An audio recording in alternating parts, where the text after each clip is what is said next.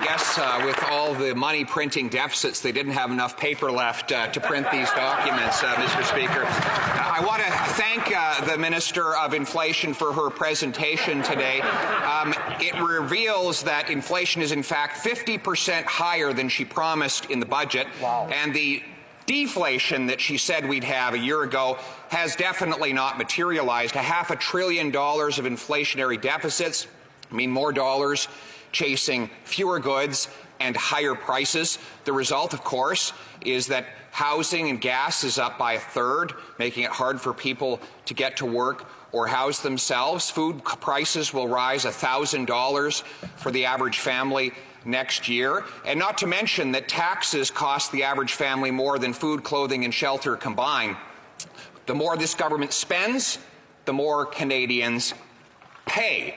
And to add insult to injury, we learned today that the government is collecting a windfall of tax revenue as they get higher taxes on higher prices. It's called the inflation tax, or as liberals would say, just inflation. So my question is a very specific one. How much in extra tax revenue will the government collect as a result of higher than expected inflation on the backs of Canadian consumers? The Honourable Deputy Prime Minister and Finance Minister. Mr. Speaker, that question actually was a very general and meandering one. So I'm going to offer a general and specific answer. And let me say this. Yes, the government did undertake extraordinary spending. Second, I'm going to interrupt the Honourable Minister. Is there a problem with...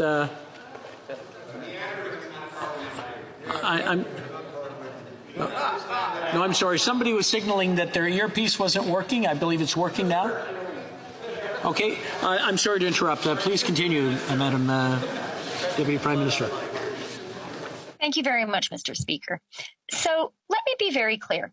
Yes, the government did undertake extraordinary spending to support Canadians during the fight against COVID-19. And Mr. Speaker, in this fiscal update, we are making provision for further spending in that fight.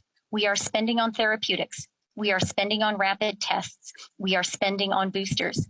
And we are making a $4.5 billion provision to account for potential additional costs imposed by Omicron.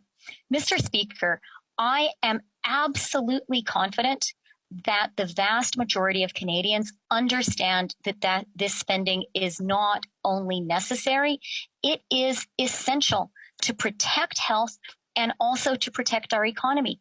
And Mr. Speaker, the results speak for themselves. Our economy has already more than recovered all the jobs we lost to the COVID recession.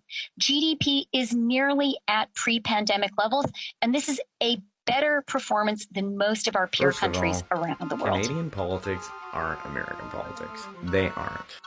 The party system's different. The way leaders are elected is different. We've got the Senate, and we've got our own history. Justin here has been responsible for what? The SNC-Lavalin scandal, the Middle East scandal, this election scandal. There's a standing committee investigating contracts to McKinsey. This government has had more scandals than the entire history of Canadian scandals. And I mean, the truth of it is, we are a mixed economy. Conservatives and liberals play complementary roles in our society. And sometimes we need to be saving and being frugal, and other times we need to be spending.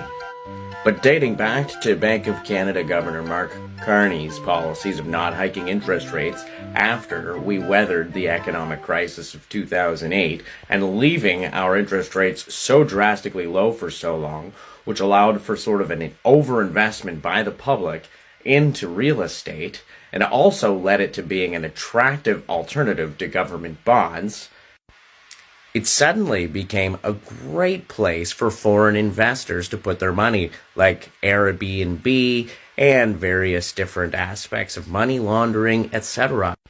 You want to know why housing is so expensive across Canada right now? Look no further than what I just said.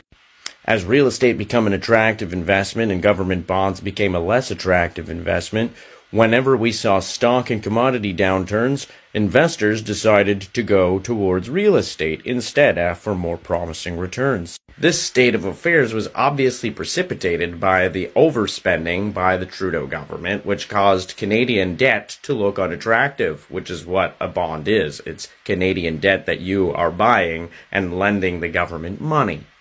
And when the government's not making money with their investments or not doing anything that's really productive in society, government bonds go down in value. Therefore, real estate becomes the replacement. And combine all this with the fact that conservatives are the ones that want to enact a foreign actors registry in Canada and liberals oppose it, we start to see a pattern emerging where the liberals are the ones engaging in the behavior to which you're referring in your comment. So I find it ironic that you're out here professing that against something which you ostensibly don't believe in, which in the end is only going to help people who are responsible for doing what you're criticizing the most. Is there something wrong with your thought processes here? Are you paying attention?